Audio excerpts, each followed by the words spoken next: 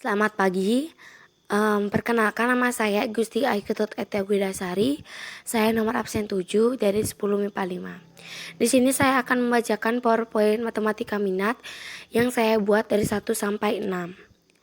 Jadi yang pertama,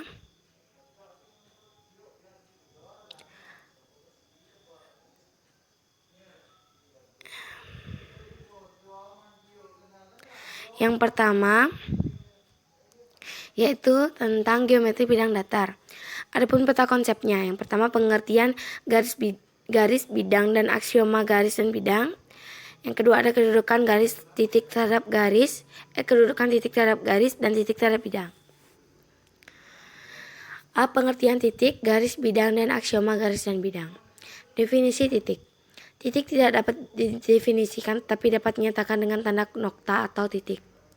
Nama sebuah titik biasanya menggunakan huruf kapital. Contohnya, lihat kubus huruf kapital A, B, C, D, titik E, F, G, H di samping. Titik-titik pada kubus A, B, C, D, E, F, G, H tersebut adalah A, B, C, F, G, dan H.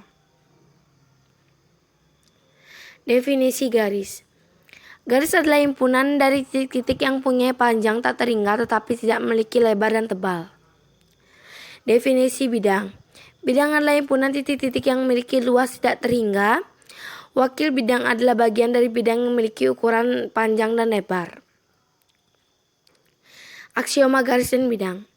Dalam geometri ruang ada 3 buah aksioma yang penting, yaitu aksioma 1, melalui 2 titik sembarang hanya dapat dibuat sebuah garis lurus.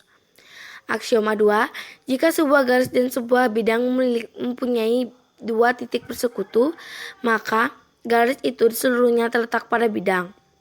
Aksioma yang ketiga, melalui 3 buah titik sembarang 9, ketiga titik itu tidak terletak pada sebuah garis lurus, hanya dapat dibuat sebuah bidang. B. Kedudukan titik terhadap garis dan titik terhadap bidang. Kedudukan titik terhadap garis. Dalam kedudukan ini, 2 buah titik dapat berbentuk tepat satu garis. Oleh karena itu, ada 2 macam kedudukan. Yang pertama, titik yang memang terletak pada garis. Kemudian yang kedua, titik yang terletak di luar garis. Soalnya, yang pertama, jika keliling bujur sangkar adalah 48 cm, berapa panjang sisi dan luas bujur sangkar tersebut? Pertanyaan yang kedua, berapa luas dan keliling bujur sangkar yang punya panjang sisi 5 cm? Pertanyaan yang ketiga, suatu persegi panjang punya luas 70 cm kuadrat dan panjangnya 10 cm. Berapa lebar dan keliling persegi panjang tersebut?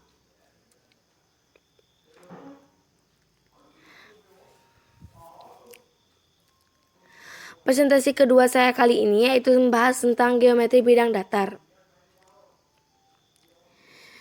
Geometri bidang datar. C. Kedudukan garis terhadap garis dan garis terhadap bidang. 1. Kedudukan garis terhadap garis. Yang pertama, ada 2 garis yang berpotongan. 2 garis dikatakan berpotongan jika kedua garis terletak pada garis bidang yang sama dan kedudukannya mempunyai titik persekutuan. 2 garis sejajar. 2 garis dinyatakan saling sejajar jika kedua garis terletak pada bidang yang sama dan keduanya tidak mempunyai titik persekutuan. Seperti pada gambar di bawah ini yang sudah saya terterakan.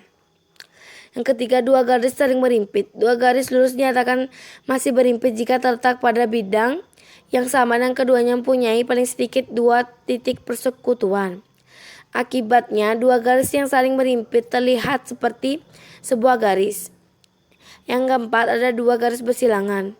2 garis dinyatakan bersilang jika kedua garis tidak terletak pada bidang yang sama dan keduanya tidak terletak pada bidang yang sama dan keduanya tidak mempunyai titik persekutuan.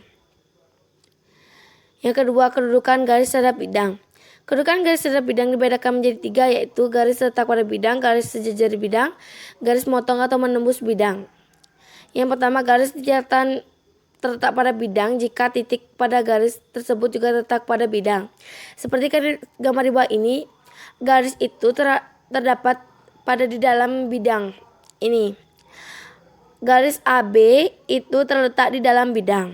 Dan yang kedua, sebuah garis nyatakan sejajar dengan bidang jika garis dan bidang tidak mempunyai satupun titik persekutuan. Seperti pada gambar di bawah ini.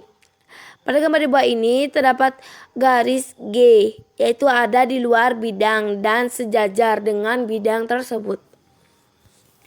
Yang ketiga, sebuah garis nyatakan memotong atau menembus bidang jika garis dan bidang mempunyai satu titik persekutuan dinamakan titik potong atau titik tembus seperti pada gambar di bawah ini. Jadi titik GA ini menembus bidang seperti gambar di bawah ini. D. Kedudukan bidang terhadap bidang lain. Sesama bidang pun ternyata juga saling memiliki kedudukan. Pertama, ada yang namanya dua bidang sejajar, tidak yang lebih besar atau yang lebih kecil, semuanya sama dan sejajar. Keduanya ialah dua bidang yang berhimpit. Artinya, bidang di dalam bidang, seperti tertera pada gambar tersebut. Soal nomor 1, dari kedudukan garis terhadap garis dan garis terhadap bidang, perhatikan gambar kubus ABCDEFG di bawah ini. Pada gambar di atas, susuk AB sebagai wakil dari garis G tersebut. Sebutkan rusuk kubus yang berpotongan dengan garis G, sejajar dengan garis G, bersilangan dengan garis G. Soal yang kedua, kedudukan garis terhadap bidang. Perhatikan kubus ABCDEFG pada gambar di bawah ini. Bidang DCGH sebagai bidang U. Sebutkan rusuk kubus yang terletak pada bidang U, sejajar dengan bidang U, motong atau menembus bidang U.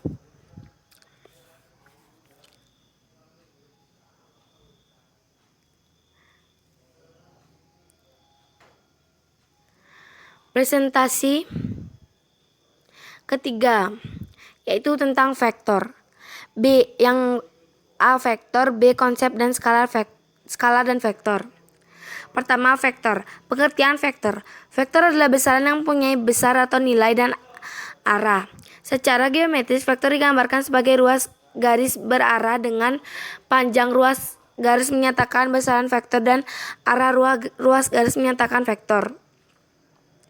Dalam matematika, vektor digambarkan dalam bentuk garis lurus yang mempunyai panjang dan arah. Jenis-jenis vektor. Jenis-jenis vektor ada vektor 0. Adalah vektor yang besarnya 0, satuan, dan arahnya tak tertentu. Yang kedua ada vektor posisi. Adalah posisi sebuah titik partikel terhadap sebuah titik acuan tertentu dapat dinyatakan sebagai sebuah vektor posisi.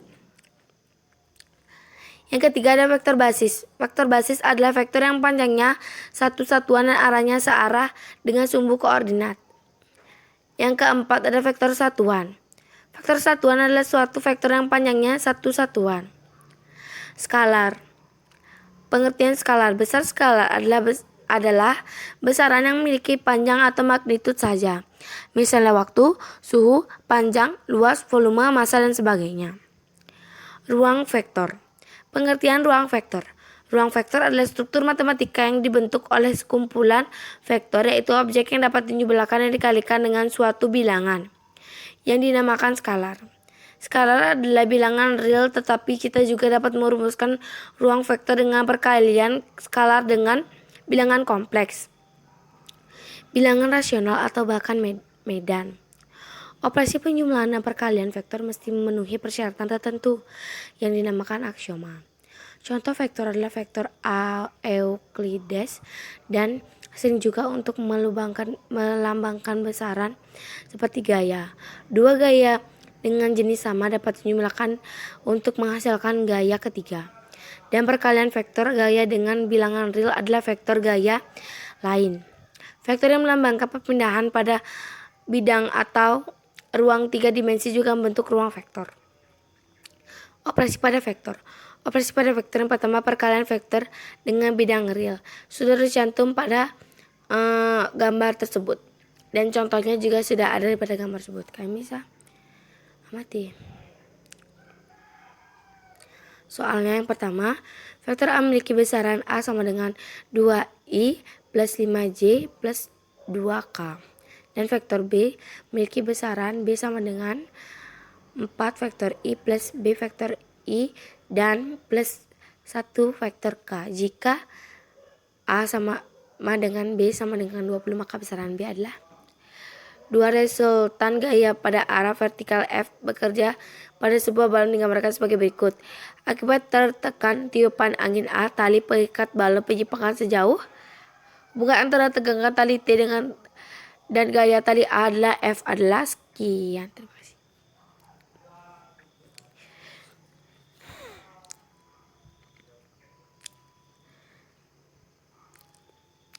Presentasi keempat saya itu tentang vektor di R2.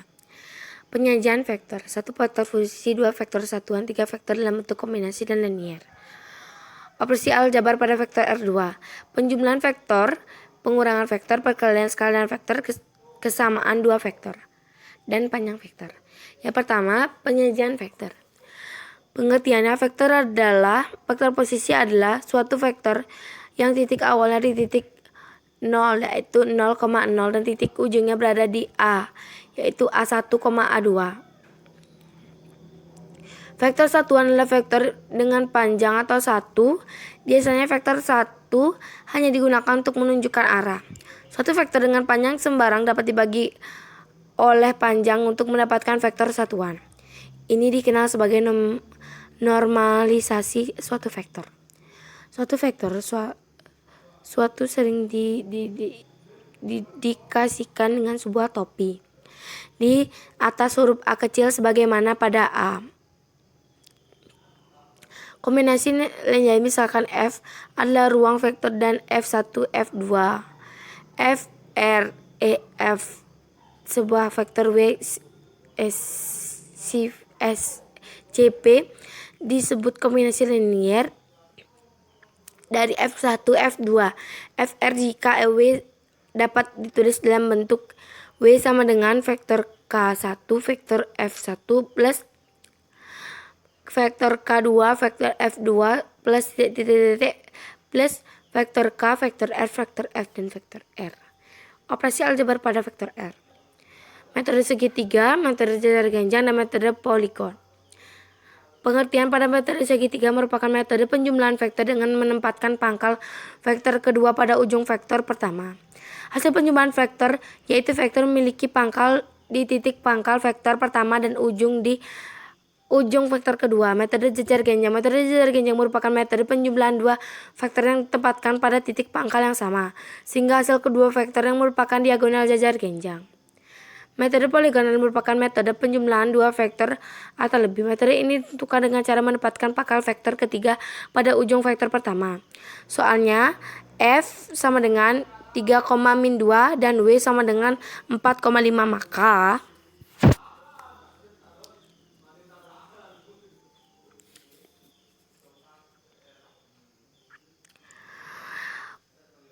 presentasi saya yang kelima yaitu tentang vektor di R3. Adapun peta konsepnya, vektor di R3 ada penyajian vektor, ada operasi aljabar pada vektor di R3 dan panjang vektor.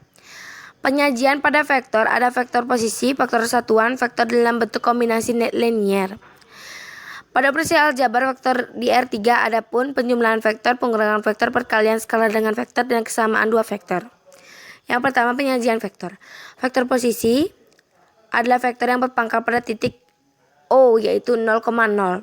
Cara menyatakan vektor posisi titik A yaitu A vektor baris berbanding OA sama dengan X1, X2, X3, vektor kolom X1, Y1, dan Z1. Seperti pada gambar di bawah ini. Yang B vektor satuan 1. Vektor satuan dengan arah sumbu X dinotasikan dengan vektor I yaitu 1, 0, 0. Dan seterusnya seperti pada materi yang saya terterakan. Kalian bisa perhatikan. Operasi aljabar pada vektor di R3, penjumlahan vektor A plus B sama dengan A1, A2, A3 plus B1, B2, B3 sama dengan A1 plus B1, A2 plus B2 dan A3 plus B3. Pada penjumlahan terdapat satu unsur identitas yaitu vektor O sama dengan 0,0. Dua lawan uktor adalah -1 sama dengan A1, min A2 dan min A3. Pengurangan vektor A kurang B sama dengan A1, A2, A3 dikurang B1, B2, B3. Atau A1 min B1, A2 min B2, A3 min B3.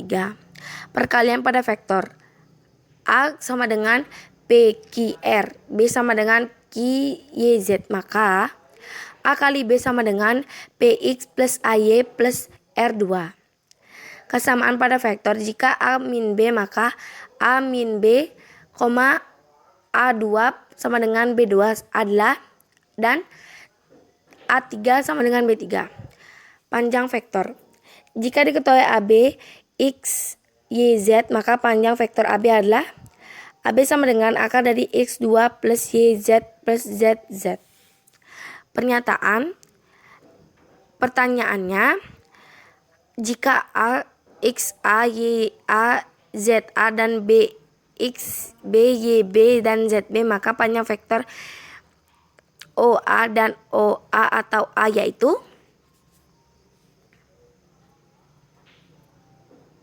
5. Di sini materinya itu adalah perbandingan vektor dan koordinat.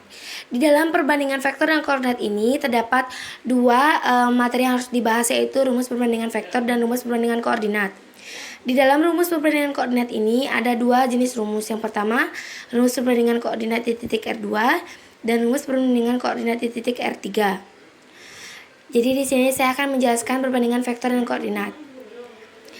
Jika titik P terletak pada garis AB sehingga titik P membagi ruas garis AB dengan perbandingan M berbanding N, dari perbandingan tersebut memperoleh rumus AP berbanding PB sama dengan M berbanding N, atau AP berbanding PB sama dengan M berbanding N atau M plus N. Tanda-tanda dari M dan N ditentukan dengan aturan sebagai berikut. Yang pertama ada jika titik P terletak di antara ruas garis AB, AP, dan PB searah, jadi M dan bertanda sama, atau M dan N keduanya positif atau keduanya negatif. Yang nomor 2, jika P pada perpanjangan ruas garis AB, AP, dan PB searah, jadi M dan N berlawanan tanda, atau M positif dan N negatif, atau M negatif dan N positif. Penentuan tanda M dan N. Ini contohnya pada gambar yang sudah saya cantumkan. Dan rumus perbandingan vektor dan koordinat akan saya jelaskan sekarang.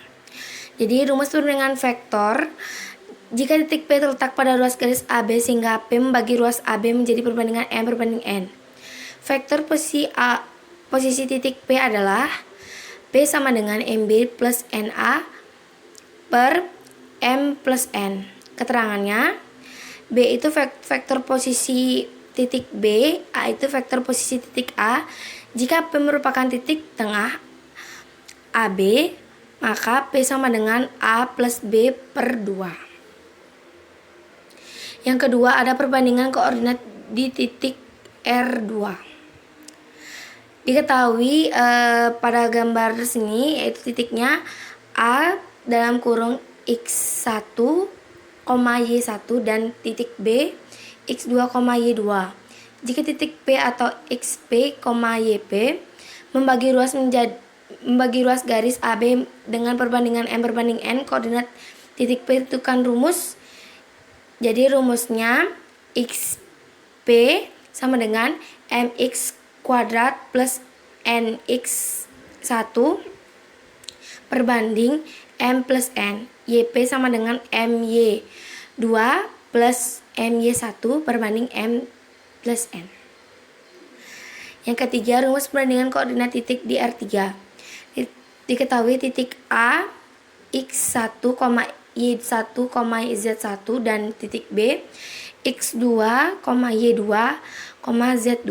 Jika titik C sama dengan X, Y, Z membagi ruas garis AB dengan perbandingan M berbanding N, koordinat C ditentukan dengan Ini rumusnya, yaitu X sama dengan MX2 ditambah NX1, Z sama dengan MZ2 plus NZ1, M plus N, Y sama dengan MY2 plus NY1, M plus N. Jadi rumus perbandingan koordinat di titik ruang itu udah saya cantumkan gambarnya. Terakhir soal yang saya berikan itu adalah titik R adalah terletak di antara titik P, yaitu 2,7,8 dan X min 1,1, min 1 yang membagi garis PQ di dalam perbandingan 2/1, maka koordinat R adalah. Sekian dari presentasi saya, bila salah kata mohon dimaafkan. Sekian dan terima kasih.